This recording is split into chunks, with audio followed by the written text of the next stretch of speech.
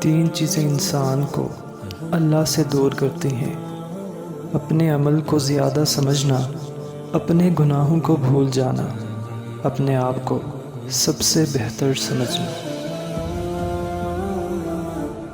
عقل جیسی کوئی دولت نہیں، اور جہالت جیسی کوئی غربت نہیں، ادب و آداب جیسی کوئی میراث نہیں، اور مشورے جیسا کوئی مددگار نہیں۔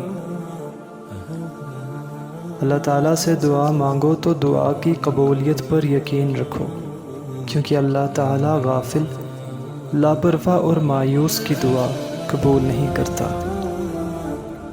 علم کے سوا دوسری باتوں میں غور و فکر کرنا فضول ہے۔ یہ انسان تعجب کے قابل ہے کہ وہ چربی سے دیکھتا ہے، گوشت کے لوتھڑے سے بولتا ہے، ہڈی سے سنتا ہے اور سوراخ سے سانس لیتا ہے۔ سب سے بڑا عیب یہ ہے کہ تم کسی پر وہ عیب لگاؤ جو خود تم میں موجود ہے۔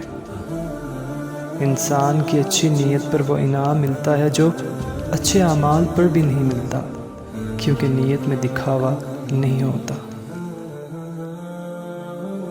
دنیا میں سب سے مشکل کام اپنی اصلاح کرنا اور آسان کام دوسروں پر تنقید کرنا ہے۔